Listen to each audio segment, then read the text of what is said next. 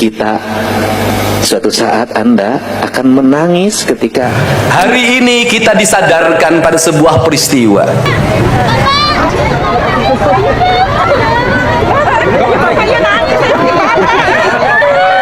Kenapa nangis?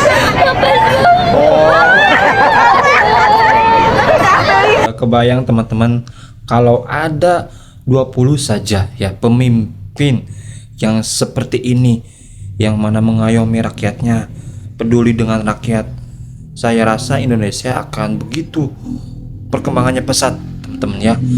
Coba kita simak dulu nih pidato Kang Deddy Mulyadi, yang mana sekarang hari 1 Pancasila, 1 Juni ya, hari lahirnya Pancasila. Prabowo, para pejabat, para petinggi, para perwira pasti terkejut teman-teman melihat pidato Kang Deddy Mulyadi ini. Kurang Sunda disebutna ilmu laduni. Ari ilmu laduni nu mentaskeunana naon, lain ucapan, da ucapan ukur kadenge ku ceulih. Tapi rasa nu kaluar tinu sukma pindah. Lain ukur saayat nu pindahna kabeh jeung eusi ayatna. Lain ukur wujud hurufna tapi jeung ruhna. Lain ukur ruhna jeung cahayana. Cahaya nu bakal asup ka lapas santri. Santri nu mana? Nuli nuhung. Ai santri nuli nuhung nu mana? Nu celik putih celak herang canggulan 14 jalan gede sasapuan teu geuneuh teu maleuk. Nu mana? Nu tumampi kana takdir tumamprak kana kadar. Hirupna ukur sasamperan, awakna ukur sasampaian. Sariring-riring dumadi sarengkak saparipola dipasihkeun ka kiyaina, sabab kiyaina utusan Gusti tiasa nyurup ka santri-santrina. Sing saha anu nyurup ka guruna pinasti sukma guruna nyang saya dinuraga dinu ilmu kasantrian ilmu pasantren. Nuli nuhung lain tukang ngaji ungal wanci, nuli nuhung lain tukang maca ungal mangsa, tapi nuli nuhung nu patuh ka guruna. Kadang nupang pinterna teu kapake ku kiyaina, kadang nupang calakanana jauh tinu kasampurnaan hirup, tapi purah mencetan, purah ngepel, purah ngucekeun kopi, purah ngurus sajadah, purah ngurus sarungna, purah ngurus kitabna, purah ngurus patempatanana, anu memeh hudang kiai anjeunna hudang pangheulana, memeh kiai bobo anjeunna bobo pang paneurina. Kadang-kadang macana mah tapi teu pati bisa, tapi mungguhing Allah tidinya linuhung hirupna nu disebut transendensi. kurang cepat aja. Coba Kang Deddy Mulyadi coba kasih contoh yang cepat, silahkan.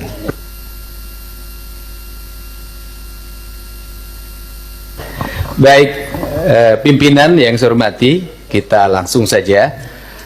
Kita tahu bahwa daerah-daerah hari ini mengalami penurunan dana alokasi. Bahkan ada beberapa daerah yang hampir tidak lagi memiliki kemampuan untuk memenuhi kebutuhan dasar pembangunannya karena dihabiskan untuk belanja pegawai. Ada pengangkatan P3K memiliki implikasi terhadap terkurasnya dana alokasi pembangunan dan DAU. Kemudian yang berikutnya, setelah itu dana DAK mengalami penurunan terutama di bidang infrastruktur. Ini memiliki implikasi yang cukup luas terhadap kinerja pembangunan di setiap daerah. Kalau data-datanya kita sudah sampaikan lah, nanti tinggal dilihat. Nah, seluruh problem itu menurut saya harus segera diselesaikan dalam kerangka kerja, dalam rekrutmen kepegawaian P3K yang sesuai dengan kualifikasi yang dibutuhkan oleh daerah. Saya berikan contoh misalnya, tidak semua menurut saya seleksi untuk P3K atau ASN itu harus melalui pendekatan seleksi digital. Kenapa? Karena ada beberapa spesifikasi pekerjaan yang itu tidak perlu digitalisasi. Sopir truk sampah itu nggak usah seleksi ASN menurut saya. Tukang sapu itu tidak usah. Tukang taman tidak usah. Tenaga office boy tidak usah. Tenaga pengamanan tuh tidak usah. Apa sih dampaknya dari rekrutmen ini? Yang pertama, dari sisi rekrutmennya terjadi rekrutmen ASN dan P3K, tetapi di sisi lain kebutuhan yang dibutuhkan oleh daerah dan provinsi itu tetap dilakukan. Pada akhirnya ngangkat lagi melalui outsourcing.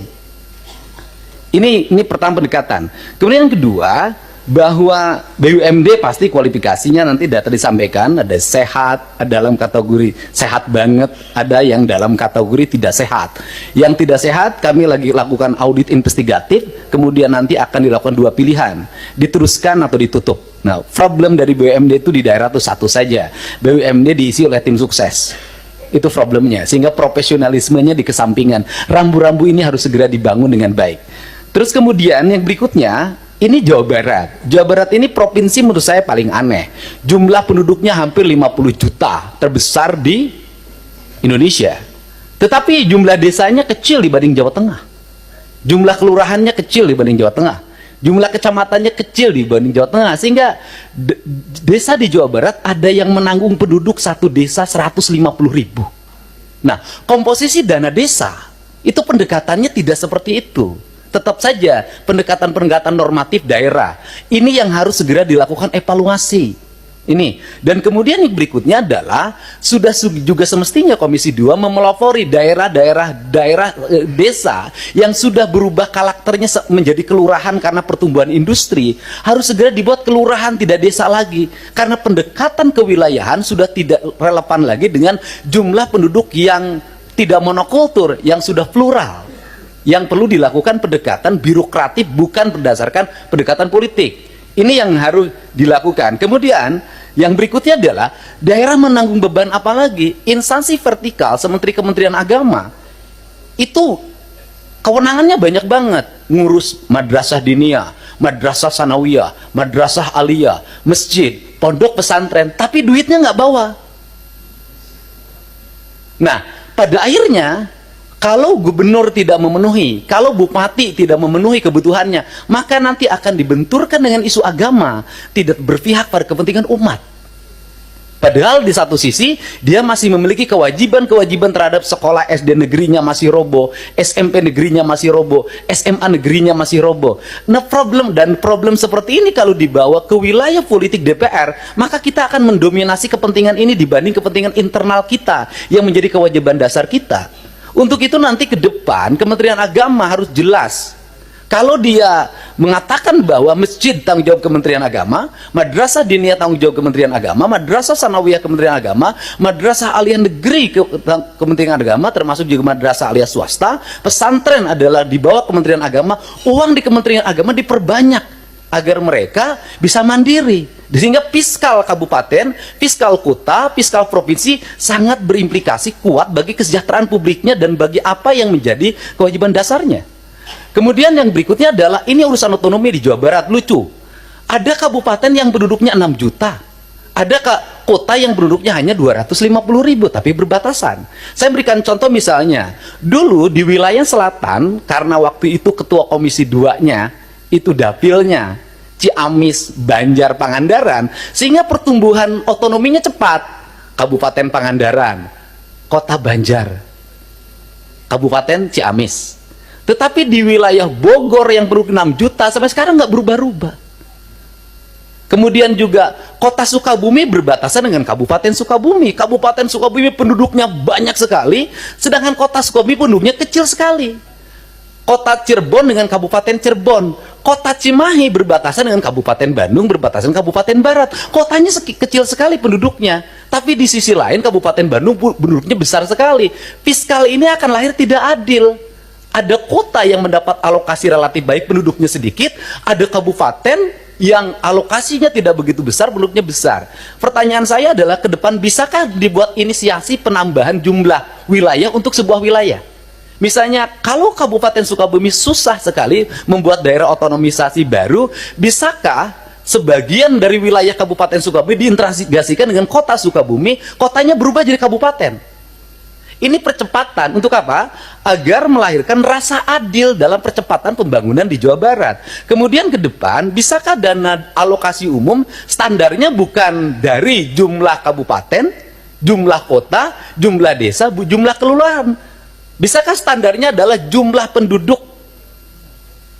Karena kalau pendekatannya hanya jumlah kota, jumlah kabupaten, jumlah kelurahan, maka Jawa Barat akan di bawah Jawa Tengah secara terus-menerus. Sedangkan beban residu akibat pertumbuhan industri berbatasan dengan ibu kota negara, berbatasan dengan Jakarta, itu memiliki implikasi luas dalam penanganan. Barangkali ini sebagai pengantar dari saya dalam pendekatan-pendekatan ke depan, dan ini amanah dari teman-teman di daerah.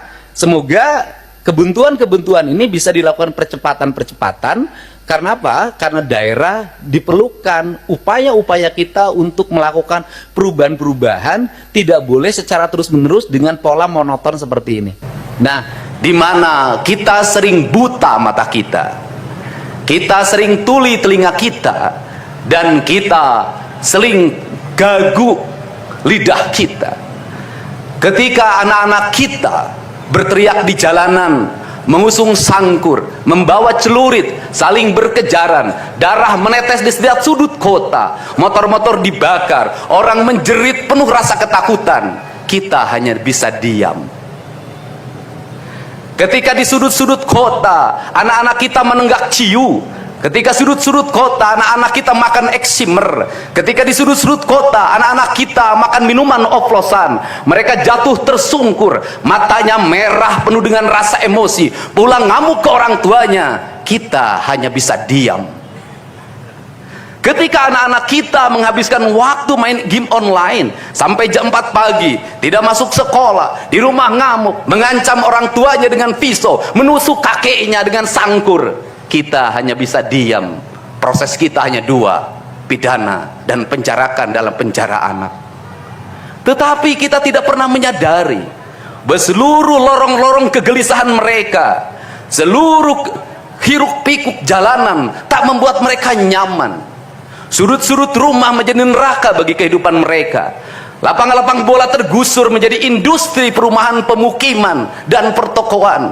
Mereka kehilangan tempat bermain. Mereka kehilangan air yang jernih di sungai sehingga bisa mereka berenang. Mereka kehilangan gunung-gunung yang indah tempat mereka bercengkrama dengan alam. Mereka kehilangan sawah yang terhampar. Yang mereka lihat adalah kebisingan dan kebisingan. Bising di jalanan karena knalpotnya brong. Bising di rumah karena orang tuanya bertengkar. Maka mereka lari dalam lorong-lorong gelap. Digenggamnya handphone, diambilnya obat-obat terlarang, ditenggaknya minuman dalam sebuah kelompok yang sama. Kita orang-orang yang terpinggirkan di rumah, kita orang-orang yang terpinggirkan di sekolah, guru-guru telunjuknya menunjuk pada wajahnya, tapi tak bisa memberikan solusi kegelisahan jiwanya. Semua orang hanya memberikan pengamatan, analisis, kajian. Itulah metodologi yang dikembangkan bangsa ini. Tetapi tidak ada yang berani mengambil solusi, mengangkat mereka di sudut jalanan, dimasukkan ke barak, dididik secara militer, diarahkan menjadi anak-anak yang berguna. Kedisiplinan militer adalah harga mati bagi kemajuan bangsa, bukan musuh. Pandangan-pandangan buruk terhadap militer adalah pandangan-pandangan orang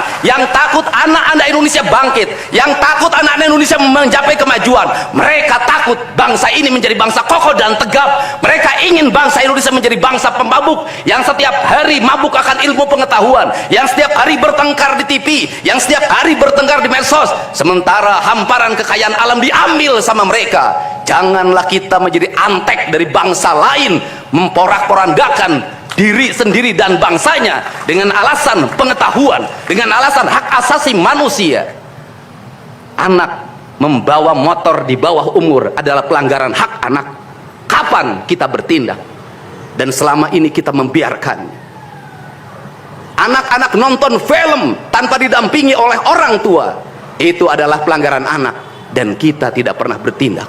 Anak-anak di bawah umur merokok, minum minuman keras, itu adalah pelanggaran hak anak. Semuanya kita berdiam. Anak-anak main game online, nonton tayangan-tayangan dewasa lewat media sosial, kita berdiam. Negeri ini akan hancur manakala semua orang berdiam. Maka orang yang memegang kekuasaan harus menggunakan tangannya untuk merubah seluruh kemunkaran ini menjadi sebuah kebajikan. Kalau kita berkomitmen pada bangsa ini, problem anak-anak kita adalah mengkonsumsi tayangan yang bukan haknya di media sosial. Maka saya meminta peraturan pemerintah yang mengatur tentang itu segera dilaksanakan. Anak-anak di bawah umur tidak boleh mengakses media sosial yang bukan haknya. Seberapa besar pun gagasan yang saya gagas, seberapa kuat pun kekuatan yang saya bangun, saya tidak akan bisa melawan jutaan akun yang merasuki otak kiri dan otak kanan anak-anak kita. Untuk itu, pada saat ini sudah saatnya kita tidak saling menyalahkan. Untuk itu saat ini tidak ada salahnya kita mengambil tindakan berdasarkan perilaku kita masing-masing. Perilaku ekonomi menyebabkan anak-anak kita kehilangan ibunya karena pergi ke luar negeri. Perilaku ekonomi mengakibatkan anak-anak kita tidak pernah bertemu dengan ibu dan bapaknya karena mereka mencari rejeki.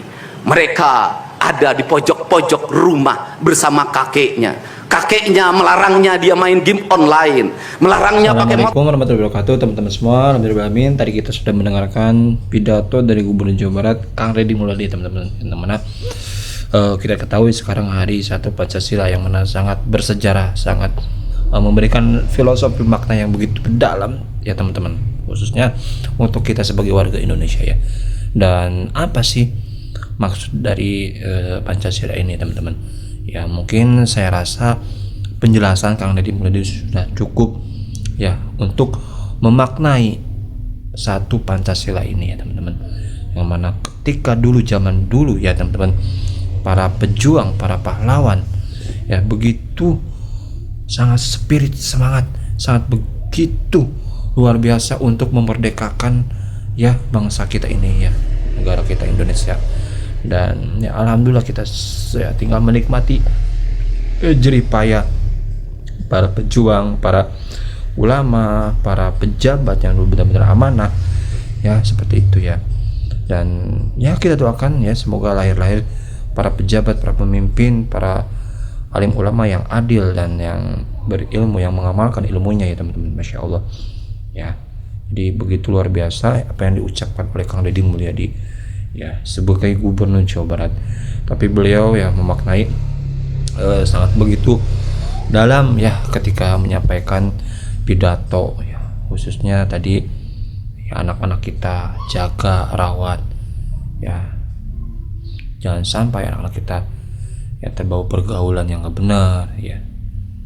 Ini poin pentingnya di sini ya teman-teman ya. Oke, semoga bermanfaat pidato dari Gubernur Jawa Barat Kang Deddy Mulyadi ya teman-teman. Assalamualaikum warahmatullahi wabarakatuh.